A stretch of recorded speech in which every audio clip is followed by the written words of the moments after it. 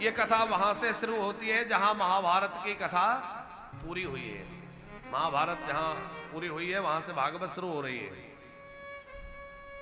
कथा है कि जिस समय महाभारत का युद्ध पूर्ण हो गया तो उस युद्ध भूमि में योद्धाओं के सब बिखरे हुए पड़े थे।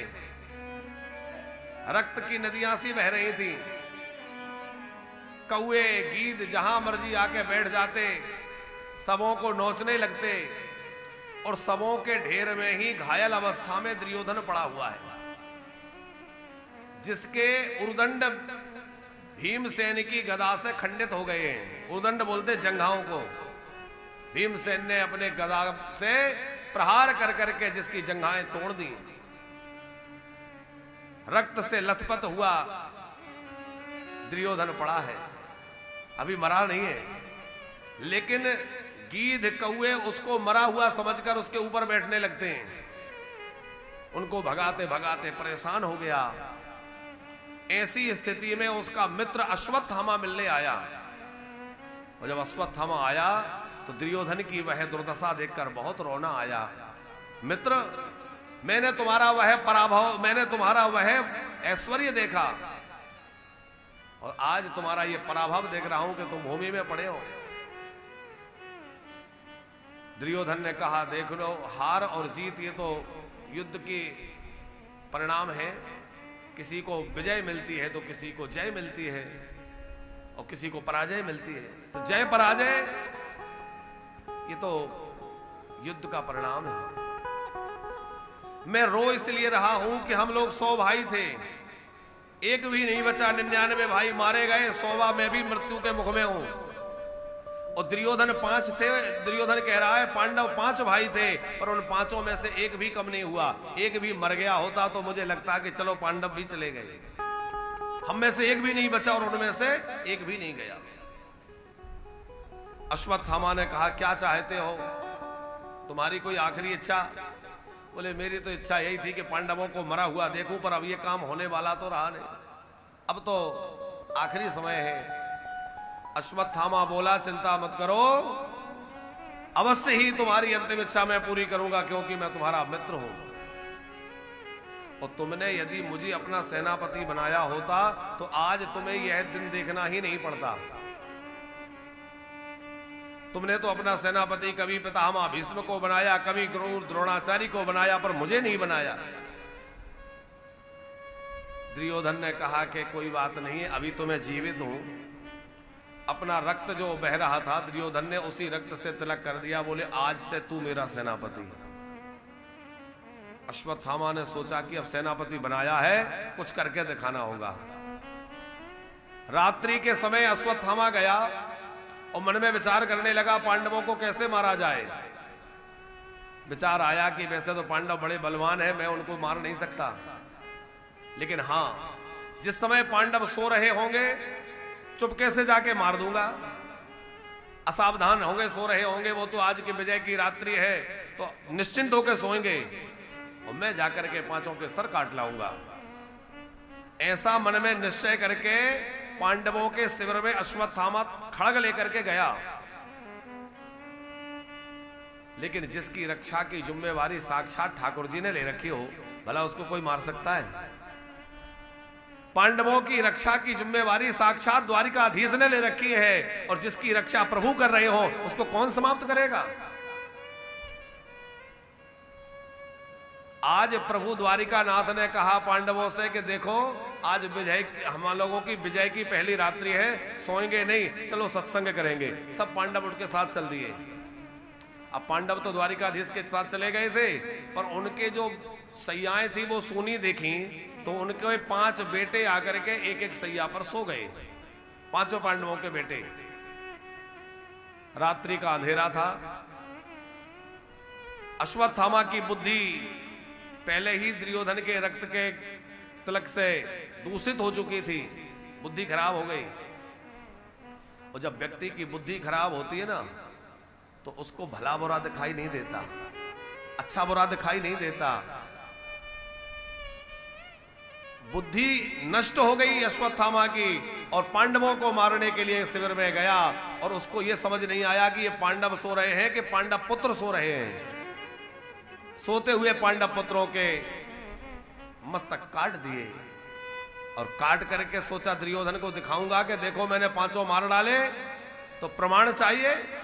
तो पांचों के सर लेकर के गया दुर्योधन के पास, देखो मैंने पांचों मार डाले। दुर्योधन ने कहा मार डाले, ये कैसे संभव हो गया, कहां है, दिखाए। अब थोड़ा सवेरा होने लगा था, दुर्योधन ने देखा और कहा अरे भले आदमी जरा ध्यान से देख तो सही, ये पांडवों के मस्तक नहीं है, ये तो पांडव पुत्रों के मस्तक हैं। तूने बहुत बुरा किया, इनसे हमारा बैर नहीं, हमें तो इनके पिता पांडवों को मारना था। रोते रोते दुर्योधन के प्राण निकल गए। अश्वत्थामा भी बड़ा लज्जित हुआ कि मुझसे ये क्या हो गया। और उसके बाद यहां द्रौपदी जब अपने बच्चों को जगाने के लिए गई, तो द्रौपदी ने जाकर क्या देखा, रक्त बह रहा है, पूरा सैयाएं रक्त रंजित है, और धड़ पड़े हुए हैं, मस्तक नहीं है। अब आप विचार करिए उस मां पर क्या बीती होगी जिसके सामने उसके 5-5 बेटे मरे हुए पड़े, उनके भी मस्तक ही नहीं है, क्या दशा हुई होगी। चीत्कार निकल गई द्रौपदी के मुख से कि माता शिशूनां निधिरं सुतानां निशाम्य घोरं परितप्यमाना सदा दुरद्वास कला कुलाक्षी तान सांत्वयन्नाः किरीटमाली। हे गोविंद, हे किरीटमाली, आकर देखो तो सही ये क्या हो गया। पांडवों को पुकारा, द्वारिकाधीश को पुकारा, दौड़कर प्रभु आए, पांडव आए, सामने पड़े हुए रक्त रंजित शवों को देखकर सब दुखी हो गए। अर्जुन ने कहा देवी, जिसने भी ये कार्य किया है वो चाहे जो भी हो, मैं प्रण लेता हूं जब तक उसको समाप्त नहीं कर दूंगा, उसको मार नहीं डालूंगा, तब तक कुछ ग्रहण नहीं करूंगा। श्री कृष्ण ने रथ लिया, अर्जुन रथ पर बैठे, पता लग गया कि यह काम अश्वत्थामा का है, तो पीछा किया। अश्वत्थामा भाग रहा था, लेकिन समझ गया कि अब मैं बच नहीं सकता। तो अविनाश जी, अश्वत्थामा ने ब्रह्मास्त्र चलाया, और अश्वत्थामा ने ब्रह्मास्त्र छोड़ा। जब अर्जुन की ओर ब्रह्मास्त्र आने लगा, अर्जुन ने कहा मैं क्या करूं। श्री कृष्ण बोले तुम्हें भी तो ब्रह्मास्त्र चलाना आता है, तुम भी ब्रह्मास्त्र उठाओ, क्योंकि ब्रह्मास्त्र की काट ब्रह्मास्त्र से ही हो सकती है। अर्जुन ने भी गुरु चरणों का स्मरण किया, ब्रह्मास्त्र चलाया, और दोनों ब्रह्मास्त्र आपस में टकराए, अग्नि बरसने लगी, लगता था प्रलय आ जाएगी, सब जल करके नष्ट हो जाएगा। उस समय श्री कृष्ण ने कहा अर्जुन, अश्वत्थामा, दोनों अपने अपने शस्त्र वापस ले लो। अब अश्वत्थामा हाथ पैर फूलने लगे, क्योंकि ब्रह्मास्त्र चलाना तो अश्वत्थामा जानता था, लौटाना नहीं जानता था। अर्जुन को शस्त्र चलाना भी आता है और शस्त्र को लौटाना भी आता है, पर अश्वत्थामा के पास अधूरी विद्या थी, शस्त्र चलाना तो जानता है, लौटाना नहीं जानता। अब घबराया, मैं लौटा नहीं सकता। श्री कृष्ण ने कहा अर्जुन, तुम दोनों ब्रह्मास्त्र को शांत करो। अर्जुन ने जो है वही प्राणायाम करके, आचमन करके, और दोनों ब्रह्मास्त्रों को शांत किया। दौड़ करके अश्वत्थामा को बंदी बना लिया और पशु की तरह खींचते हुए लेकर के आए। श्री कृष्ण ने तो कहा अर्जुन, इसको बंदी क्यों बना रहे हो, मार क्यों नहीं डालते। मार डालना चाहिए, तुम्हारा प्रण है कि मैं मार डालूंगा। लेकिन अर्जुन ने मारा नहीं। आखिर अर्जुन के मन में कहीं ना कहीं दया का भाव है। मैं ले जाकर इसको द्रौपदी के सामने डाल दूं, फिर द्रौपदी को जो भी दंड देना हो वो देगी। बांध करके अश्वत्थामा को द्रौपदी के सामने पटक दिया। द्रौपदी ने सोचा कि देखूं तो सही वो हत्यारा कौन है जिसने सोते हुए बच्चों को मार डाला। और जैसे ही नजरें उठा के देखा तो गुरुजी द्रोणाचार्य जो हैं उनके बेटे हैं अश्वत्थामा, गुरुपुत्र। सहसा द्रौपदी के हाथ जुड़ गए, ये तो हमारे गुरुजी के बेटे हैं, ये तो अश्वत्थामा जी है ना। इनको बंदी बना के लाए हो। अर्जुन ने कहा, देवी तुम्हारे 5 बेटों के हत्यारा यही है, इसी ने तुम्हारे बेटों को मारा है। द्रौपदी बोली, देखो मुझे इसमें हत्यारा नहीं दिख रहा है, मुझे तो इसमें गुरुजी का दर्शन हो रहा है। क्योंकि अब हमारे गुरुजी तो संसार में रहे नहीं, पर गुरु के पुत्र जब रहे, देखो गुरुजी चले जाएं तो गुरु पुत्र को ही गुरु रूप में देखना चाहिए।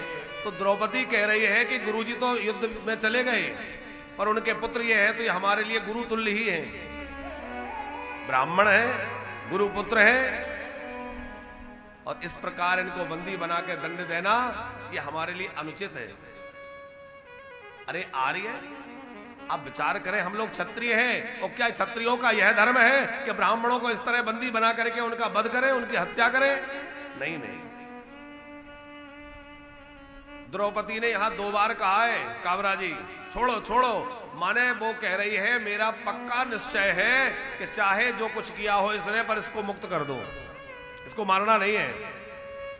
उवाच चासहन्यस्य बंधनानयनम सते मुच्यताम मेषो ब्राह्मणो नितराम गुरु, ब्राह्मणो नितराम गुरु।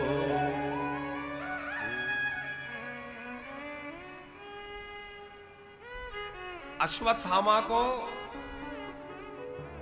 अर्जुन ने मारा नहीं, बहुत ध्यान से समझिएगा। क्यों नहीं मारा? किस किस को नहीं मारना चाहिए? यहां बड़ी सुंदर एक बात आई है।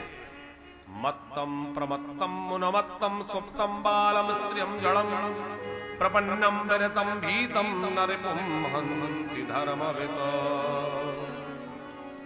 मत्तम, जो व्यक्ति मतवाला हो उसको नहीं मारना चाहिए। जो व्यक्ति पागल हो, अब किसी के बुद्धि काम नहीं करती, पागल आदमी है, अब वो पागल आपके ऊपर कीचड़ उछाल दे, आपको पत्थर मार दे, तब भी हमारा काम ये है कि हम उसको ना मारें, क्योंकि वो तो पागल है। कोई व्यक्ति नशे की हालत में हो, उसने मदपान कर रखा है, शराब पी रखी है, कोई बुरी वस्तु खा पी रखी है, और वो किसी को गाली दे रहा है, तो भलाई इसी में है कि उससे दूर चले जाओ, उसको मारना पीटना उचित नहीं है। तो जड़ बुद्धि कोई हो, जिसकी बुद्धि विवेक काम ही नहीं करता, ऐसा व्यक्ति आपको गाली दे रहा है, आपके साथ कुछ गलत कर रहा है, तब भी उसको मारना नहीं चाहिए। बालक को नहीं मारना चाहिए, स्त्रियों को नहीं मारना चाहिए। हमारे यहां शास्त्रों में कहा है, जो स्त्री के ऊपर हाथ उठाता है, स्त्री के ऊपर हाथ उठाकर जैसे ही वो प्रहार करता है तो उसके सारे पुण्य नष्ट हो जाते हैं। क्योंकि जहां स्त्रियों की पूजा होती है वहां देवता रमण करते हैं, और जहां स्त्रियों के आंसू गिरते हैं वहां से भगवती लक्ष्मी ऐश्वर्य आदि सब विदा हो जाते हैं।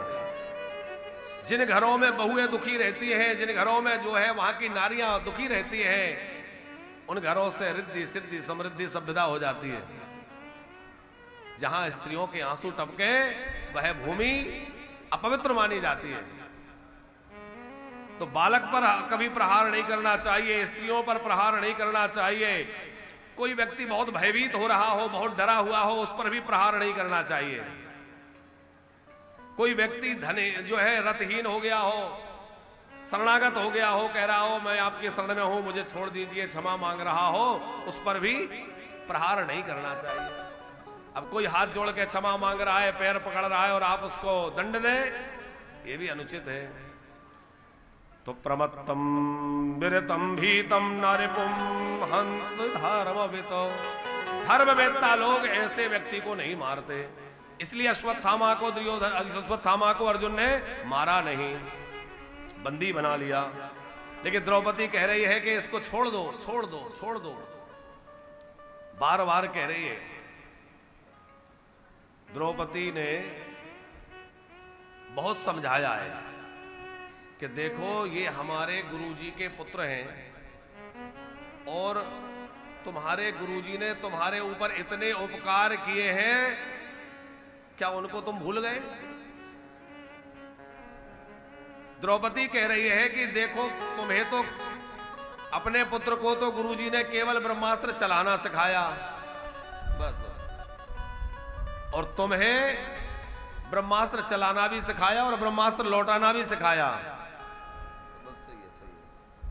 तुम्हें ब्रह्मास्त्र चलाना भी सिखाया और ब्रह्मास्त्र को लौटाना भी सिखाया। धनुर्वेद के गूढ़ से गूढ़ रहस्य तुम्हें सिखाए। और ऐसे गुरुजी के पुत्र को तुम लोग मार करके उनका ऐसे उपकार चुकाओगे, बदला चुकाओगे। द्रौपदी ने बड़े नीति की बातें कही हैं। हम लोग क्षत्रिय हैं और क्षत्रियों का धर्म यह नहीं है कि वह ब्राह्मणों के साथ ऐसा व्यवहार करें। भले ही ब्राह्मण ने कोई अपराध किया हो, पर हम उनको दंड नहीं दे सकते। उसका एक कारण है। देखो, सबसे ऊपर है धर्म सत्ता, फिर है राज सत्ता, फिर है अर्थ सत्ता। इसी तरह हमारे यहां वर्ण विभाजन किया गया, कोई ऊंचे नीचे की बात नहीं है, पर धर्म सर्वोपरि है। धर्म के अधीन अर्थ है और राज्य है, वो धर्म के अधीन है। आप ऐसे समझिए, युधिष्ठिर जो है वो क्या है? युधिष्ठिर साक्षात धर्म का स्वरूप है, वो बड़े भाई हैं। भीमसेन बल है, अर्जुन जीवात्मा है। मान लीजिए हम अर्जुन हैं, तो हमें अपना बड़ा भाई किसको मानना है? धर्म को। धर्म को बड़ा भाई माने। अर्जुन जीवात्मा है, युधिष्ठिर धर्म है, भीम बल है, नकुल बुद्धि है, सहदेव ज्ञान है। तो धर्म के साथ भी दया होनी चाहिए, बल के साथ भी दया होनी चाहिए, बुद्धि और ज्ञान के साथ भी दया होनी चाहिए। तो जीवन में सब कुछ हो, लेकिन धर्म को सर्वोपरि माना जाए। क्योंकि 4 पुरुषार्थों में पहला पुरुषार्थ कौन सा है? धर्म, अर्थ, काम, मोक्ष। धर्म की मर्यादा में रह करके ही अर्थ की प्राप्ति करें। देखो, धन कमाना बुरा नहीं है, धन की इच्छा रखना बुरा नहीं है, क्योंकि सारे काम धन से ही होते हैं। तो धन की इच्छा बुरी नहीं है, लेकिन वह धन का संचय, धन का कमाना जो है कैसा हो? बोले धर्म की मर्यादा में हो, अधर्म के साथ नहीं। अधर्म पूर्वक जो धन कमाया जाएगा वो हमारे पतन का कारण बनेगा। तो सबसे ऊपर धर्म सत्ता को रखा, उसके अंतर्गत राज सत्ता को रखा, उसके बाद अर्थ सत्ता को रखा। ये व्यवस्था हमारे ऋषियों ने प्रदान की, धर्म सत्ता। क्योंकि जीवन में धर्म की ही विशेषता है। धर्मो हीनो पशु समाना। जिसके जीवन में धर्म नहीं है उसका जीवन तो पशु के तुल्य है। यहां द्रौपदी ने समझाया, हमारा धर्म यह नहीं है कि हम इस समय इनको दंड दें। ये ब्राह्मण है, गुरुजी के बेटा है, इनने जो गलती की सो की, पर इनको छोड़ दो।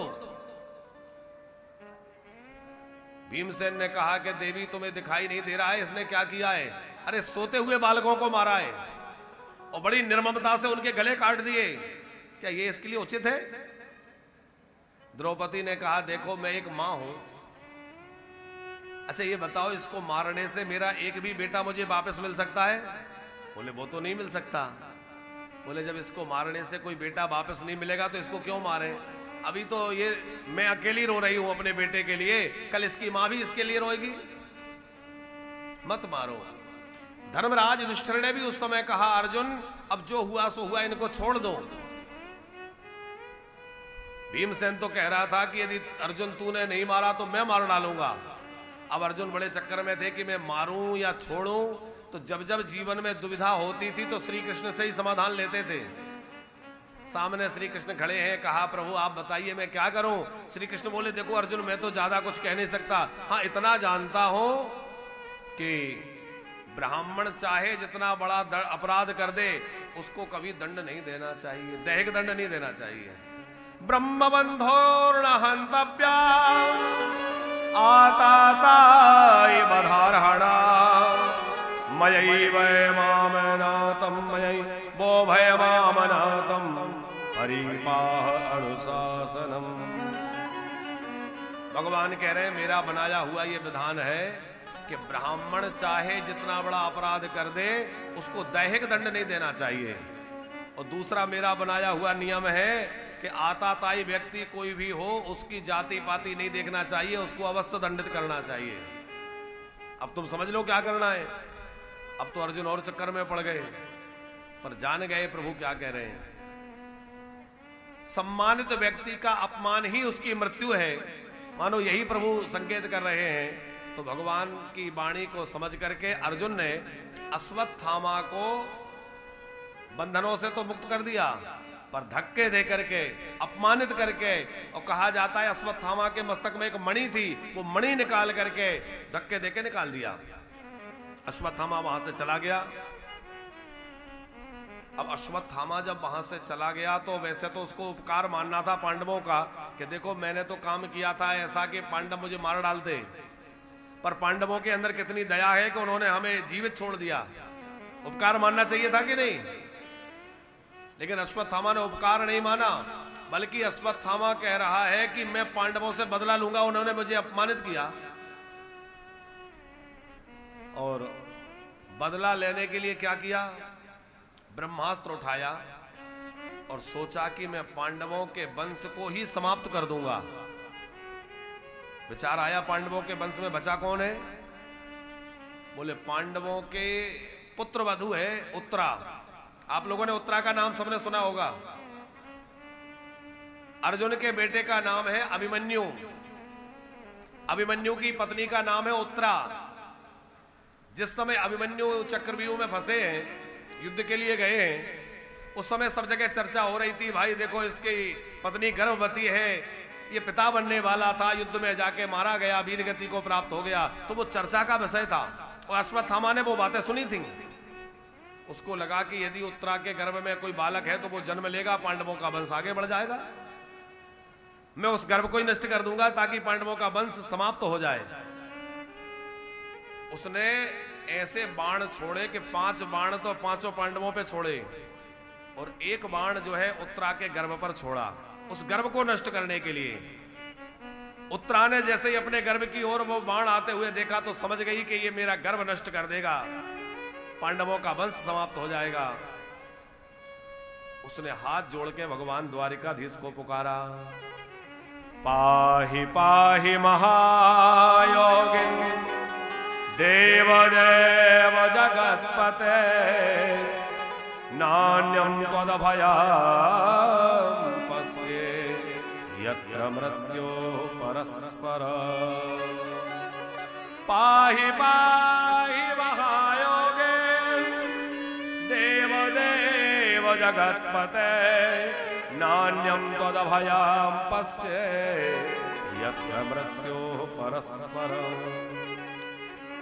हे द्वारिकानाथ मेरी रक्षा करिए, हे महायोगिन, हे जगतपते रक्षा करिए। और भगवान द्वारिकाधीश को पुकारा। भगवान ने जरा भी देर नहीं लगाई, दौड़ के चले आए और द्वारिकाधीश उत्तरा के श्वासों के द्वारा उसके गर्भ में चले गए। छोटा सा रूप बना के सूक्ष्म रूप धारण कर लिया और गर्भ में जाकर के गर्भ में जो बालक है उसकी रक्षा में नियुक्त हो गए। ऐसा अपना जो है कौमदी गदा घुमाया कि ब्रह्मास्त्र को शांत कर दिया, पांडवों की भी रक्षा कर ली और गर्भ की भी रक्षा द्वारकाधीश ने कर दी। उसके बाद भगवान बाहर आए, उत्तरा के गर्भ की रक्षा हो गई। देखो भगवान को भक्त प्रेम से बुलाए तो भगवान कहां नहीं पहुंच जाते। कई लोग कहते हैं कि भगवान मां के गर्भ में नहीं आते क्योंकि वो तो परमात्मा है। मां का गर्भ तो जीवों को प्राप्त होता है, हम लोग जीवात्मा हैं, अपने कर्मों के अनुसार मां के गर्भ में जाना पड़ता है। लेकिन परमात्मा वो तो प्रकट होते हैं, ऐसा भी महापुरुष कहते हैं।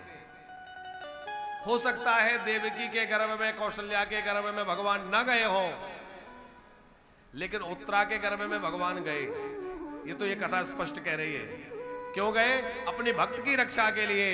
मानो कथा कह रही है कि भक्त जहां होगा भगवान संकोच नहीं करेंगे, उसकी रक्षा के लिए वहीं पहुंच जाएंगे। कोई पुकार के तो देखे, भक्त के लिए भगवान हर कहीं पहुंच जाते हैं। भक्त की रक्षा के लिए भगवान सदैव तत्पर रहते हैं। भगवान के आने में देरी नहीं है, हमारे बुलाने में देरी है। हम लोग भगवान को उस विधि से, उस प्रेम से, उस आर्त भाव से नहीं पुकारते जिससे पुकारना चाहिए। वरना द्रौपदी की आधी पुकार सुन के दौड़ पड़ेगी नहीं। जब उस ग्राह ने पैर पकड़ लिया, गजेंद्र ने पुकारा भगवान आधे नाम पे दौड़ेगी नहीं। जब जब किसी भक्त ने बुलाया भगवान दौड़े चले आए। तो भैया हमारे लिए क्यों नहीं आ रहे? हमारे बुलाने में कमी है, उसके आने में देरी नहीं है। हमारे बुलाने में कमजोरी हो रही है। एक बार प्रेम से बुला के देखिए।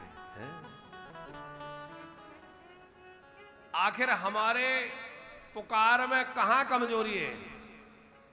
अविनाश जी, भगवान द्वारिकाधीश से द्रौपदी ने कहा एक बार कि प्रभु आपने मेरे चीरहरण के समय आने में बहुत देर लगा दी थी, आप बहुत देरी से आए। द्वारिकाधीश बोले बहन देखो फालतू मुझ पे वो आरोप मत लगाओ, मैं देर से नहीं आया, तुमने मुझे देर से बुलाया। बोले क्या मतलब? बोले मैं सोच रहा था कि जिस समय दुर्योधन ने कहा कि मेरी ओर से चौसर के पांसे मेरे मामा शकुनी डालेंगे। आपको पता है वहां चौसर का खेल हुआ था, द्युत क्रीड़ा। अच्छा, कई लोग कहते हैं कि धर्मराज युधिष्ठिर ने जुआ क्यों खेला? क्योंकि जुआ खेलना तो पाप है, अच्छी बात तो है नहीं। तो दुर्योधन के साथ में युधिष्ठिर ने जुआ क्यों खेला? वो तो धर्मराज है। दूसरा एक प्रश्न यहां ये खड़ा होता है कि जुआ खेला सो खेला, अपनी पत्नी को जुए के दांव पर लगा दिया। तो क्या एक समझदार व्यक्ति के लिए ये काम सही है? वो भी धर्मात्मा युधिष्ठिर महाराज ऐसा कर रहे हैं कि वो अपनी पत्नी, अरे पत्नी कोई वस्तु थोड़ी है, कोई सामान है क्या? उठाया दांव पे लगा दिया। पर पत्नी को दांव पे जुआ के कैसे लगा दिया? विचार की बात है कि नहीं? पर इसमें महाभारत आप पढ़िए तो आपको पता चलेगा कि युधिष्ठिर ने यह सब अपने मन से नहीं किया। जिस समय दुर्योधन इस बात पे अड़ गया कि मुझे तो जुआ की खेल खेलना है, द्रुत क्रीड़ा करना है, अपने पुत्र की बात रखने के लिए, अपने पुत्र का मन रखने के लिए युधिष्ठिर को आज्ञा दे दी धृतराष्ट्र ने। धृतराष्ट्र है दुर्योधन के पिताजी, वो तो पुत्र के वियोग में, पुत्र के मोह में पड़े। तो पुत्र मोह में ऐसे अंधे हो रहे थे धृतराष्ट्र कि उन्हें यह नहीं लगा कि मैं जो करवाने जा रहा हूं ये धर्म है कि अधर्म है, इससे मेरे बच्चों में संस्कार आएंगे कि संस्कार बिगड़ेंगे, इससे आपस में इन भाई भाई में प्रेम बढ़ेगा कि झगड़ा बढ़ेगा। ये विचार नहीं किया। अपने पुत्र दुर्योधन का मन रखने के लिए उसकी बात के आगे झुक गए और युधिष्ठिर को बुला करके आज्ञा दी, बेटा युधिष्ठिर, मेरी बड़ी इच्छा है कि तुम लोग आपस में भाई भाई लोग मिलकर के कुछ खेल खेलो, आपस में मिलजुल के रहो। तो तुम लोग द्रुत क्रीड़ा करो, जुए का खेल खेलो। युधिष्ठिर सुनकर के सहम गए, लेकिन युधिष्ठिर ने एक बात विचार की कि मेरे पिता पांडु जो है अब इस दुनिया में नहीं रहे। अब मेरे पिता कौन है? बोले मेरे पिता के बड़े भाई, वही मेरे लिए पिता तुल्य हैं। पांडु के बड़े भाई हैं धृतराष्ट्र। तो एक तो यह अन्नदाता है क्योंकि राजा है, राजा भगवान का रूप माना जाता है। दूसरे ये मेरे पिता के बड़े भाई होने के नाते मेरे लिए पिता के समान आदरणीय है। इनके द्वारा दिया गया आदेश मेरे लिए जो है श्रोधार्य है, ये जो भी आज्ञा करेंगे वो मुझे करना ही चाहिए। यह विचार करके युधिष्ठिर ने जुआ खेलना स्वीकार किया। तो अपनी मर्जी से जुआ नहीं खेला। क्यों खेला? बड़े पिताजी की आज्ञा है, ताऊ जी की आज्ञा है। मातो पिता गुरु प्रभु के बाने, मातो पिता गुरु प्रभु की बानी, बिनहि विचार करहु शोभ जाने, बिनहि विचार करहु शोभ जाने।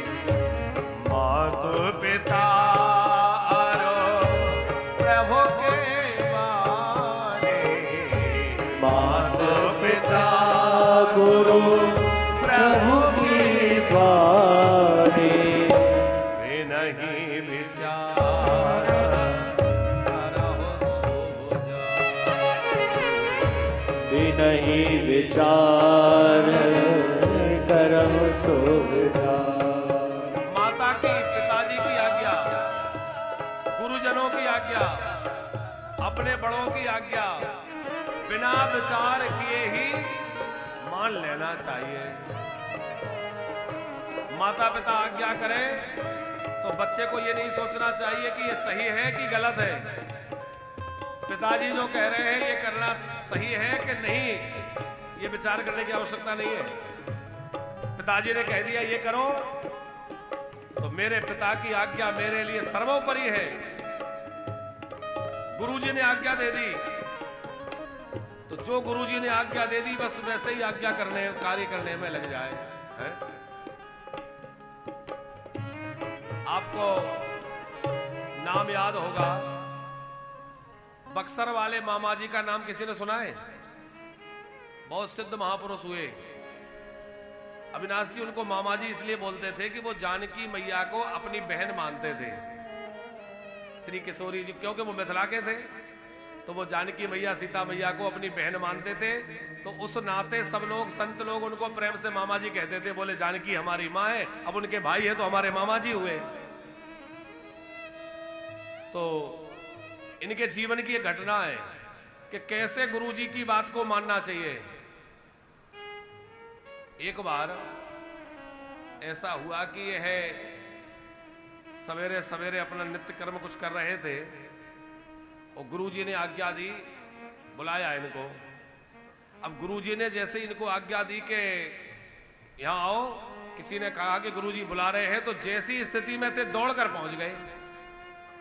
तो मस्तक पर तिलक नहीं लगा था। अब तिलक बिना मस्तक देख करके गुरुजी को थोड़ा रोष आ गया कि भाई बिना तिलक लगाए सूने मस्तक मेरे सामने क्यों आए? मस्तक सूना नहीं रखना चाहिए वैष्णव को। भगवान के सामने, गुरुजी के सामने, बड़ों के सामने जाओ तो मस्तक खाली ना हो, मस्तक सूना ना हो। अब आजकल तो वो परंपरा ही समाप्त हो गई, पर संतों में आज भी उसकी मान्यता है। तो गुरुजी ने कहा कि जाओ गंगा जी में चले जाओ, गंगा जी में डूब जाओ। क्या कह दिया? जाओ गंगा जी में डूब जाओ। और बिहार में उधर चले जाओ तो वहां तो गंगा जी का स्वरूप बहुत विस्तृत है। गंगा जी जो है बहुत विराट हो गई है, तो बहुत बड़ी धारा गंगा जी की वहां है। इतना गहरा पानी था कि कई हाथी डूब जाएं। पर जैसे ही गुरुजी ने कहा कि जाओ गंगा जी में डूब जाओ, तो एक क्षण भर की भी देर नहीं की, विचार नहीं किया कि मुझे क्या करना था, मैं जाऊं कि नहीं, डूबूं कि नहीं। तुरंत चले गए गंगा जी में और जाकर गंगा जी में डुबकी लगाने लगे। तो वहां बड़ी विचित्र बात यह हुई काबरा जी कि गंगा जी में गए तो इतना गहरा जल था कि हाथी डूब जाएं, लेकिन इनके घुटने घुटने तक ही जल रहा।